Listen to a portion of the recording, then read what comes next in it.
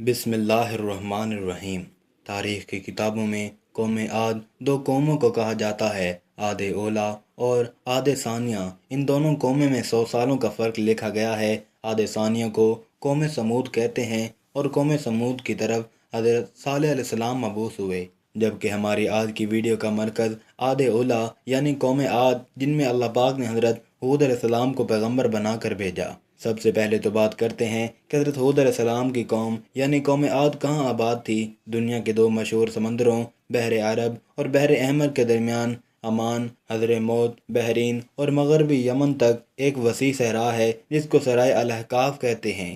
تاریخی حوالوں میں الاحقاف قوم عاد کا مسکن بتایا گیا۔ کبھی یہ علاقہ بہت شان و شوکت اور سرسبز و شاداب ہوا کرتا تھا، لیکن اب ایسا صحرا بن چکا ہے کہ بڑے سے بڑا مہمجو بھی قدم رکھنے سے ڈرتا ہے۔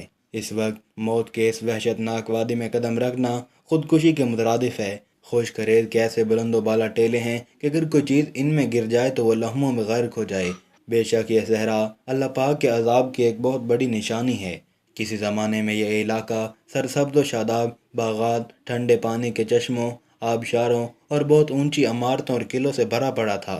اس علاقے میں اس وقت کی دنیا کی سپر پاور قوم یعنی قوم عاد آباد تھی۔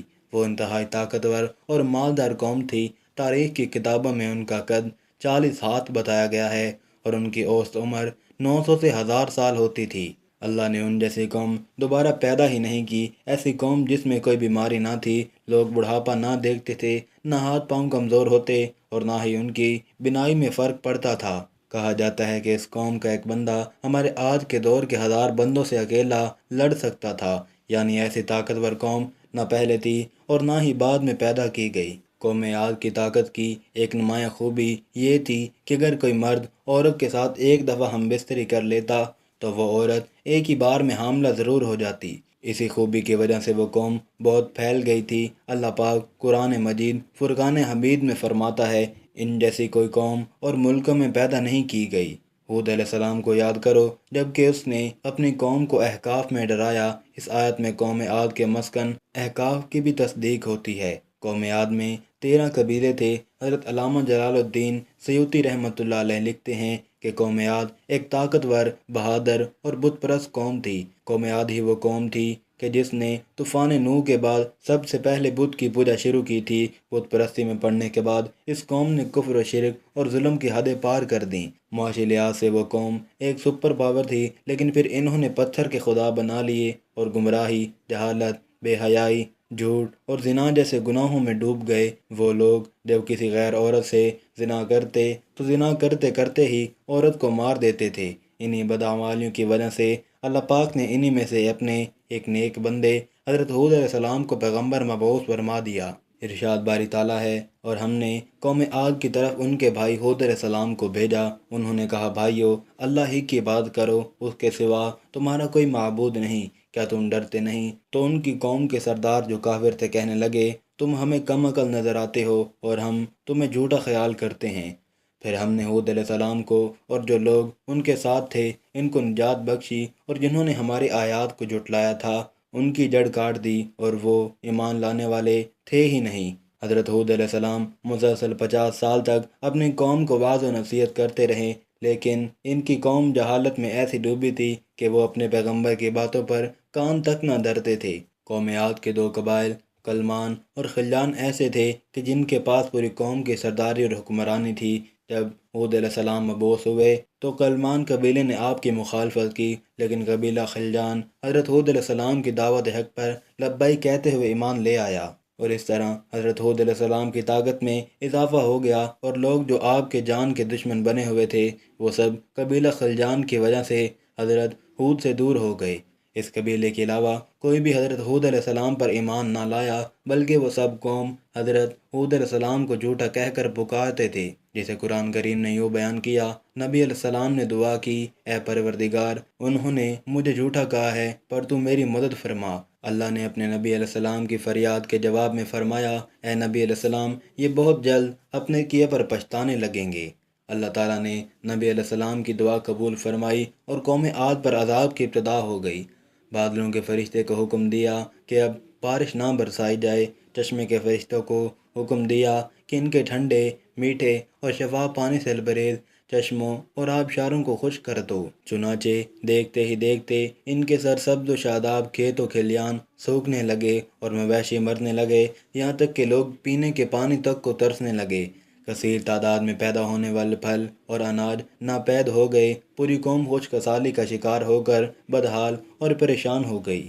یہ سلسلہ مسلسل 3 سال تک جاری رہا۔ حضرت ہود علیہ السلام سے اپنی قوم کی یہ پریشانی دیکھی نہ جاتی تھی۔ آپ علیہ السلام بہت افسردہ اور پریشان رہتے، اور پھر ایک دن انہوں نے اپنی قوم سے فرمایا، اے میری قوم کے لوگو، تم اپنے پالنے والے سے بخشش مانگو، اس کے آگے توبہ استغفار کرو، وہ تم پر آسمان سے موسلا دھار بارش برسائے گا اور تمہاری طاقت و قوت میں اضافہ فرمائے گا، اور دیکھو گناہ گار بن کر روگردانی نہ کرو۔ حضرت ہود سے پھر ان کی قوم کہنے لگی، اے ہود علیہ السلام، تم ہمارے پاس کوئی دلیل تو لائے نہیں، اور ہم صرف تمہارے کہنے پر نہ اپنے معبودوں کو چھوڑنے والے ہیں اور نہ تم پر ایمان لانے والے، بلکہ ہم تو یہ سمجھتے ہیں کہ ہمارے کسی معبود نے تمہیں آصیب زدہ دیوانہ کر دیا ہے۔ عذاب الہی کے ابتدائی مراحل ہی میں خشک سالی نے قوم عاد کی حالت بدتر کر دی، چنانچہ ان کے سرداروں اور دانشوروں نے اس سے نجات پانے کے لیے مختلف تدابیر پر غور و خوض شروع کر دیا۔ دوستو، قابل ذکر بات یہ ہے کہ پہلے والی قوموں میں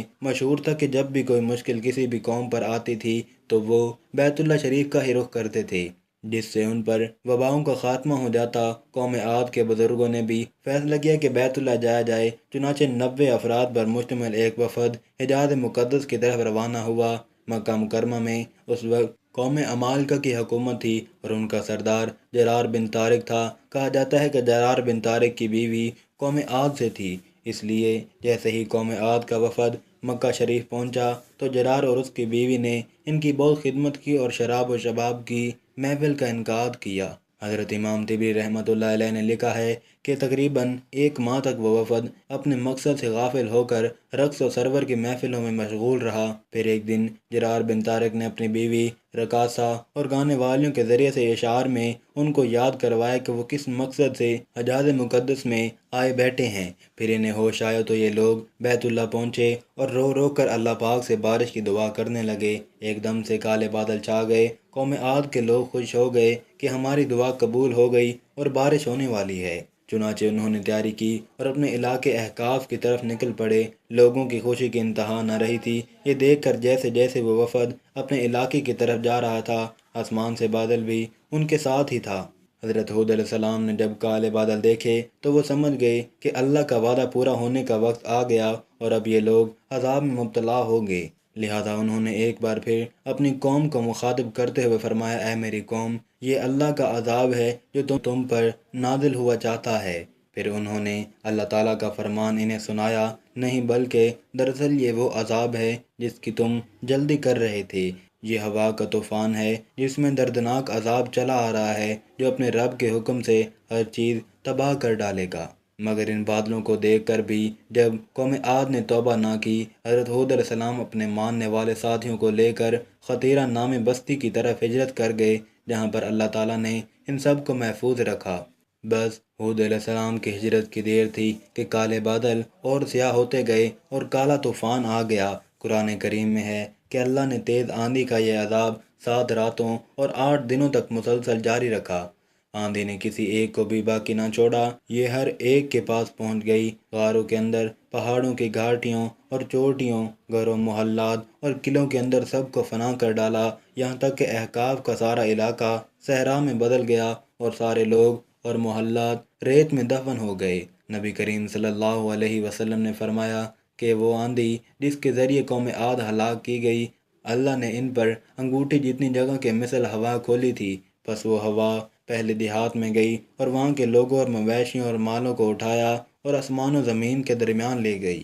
حدیث شریف میں آتا ہے کہ عائشہ صدیقہ رضی اللہ تعالیٰ عنہ نے حضور نبی کریم صلی اللہ علیہ وسلم سے پوچھا، یا رسول اللہ صلی اللہ علیہ وسلم، لوگ تو بادل دیکھ کر خوش ہوتے ہیں کہ اب بارش ہوگی، لیکن آپ صلی اللہ علیہ وسلم کے چہرے پر اس کے برعکس تشویش کے آثار نظر آتے ہیں۔ آپ صلی اللہ علیہ وسلم نے فرمایا، عائشہ رضی اللہ تعالیٰ عنہ، اس بات کی کیا ضمانت ہے کہ اس بادل میں عذاب نہیں ہوگا، جبکہ ایک قوم ہوا کے عذاب سے ہلاک کر دی گئی۔ اس قوم نے بھی بادل دیکھ کر کہا تھا کہ یہ بادل ہے جو ہم پر بارش برسائے گا، اس لیے جب بھی بادل دیکھیے تو یہ دعا کیا کریں، اے اللہ پاک میں اس بادل میں چھپے خیر کا طالب ہوں، اور جو شر اس میں موجود ہے میں اس سے تیری پناہ مانگتا ہوں۔ اللہ پاک سے دعا ہے کہ وہ ہم پر اپنا کرم و فضل فرما کر ہمیں اپنے برگزیدہ بندوں میں شامل فرما دے، آمین۔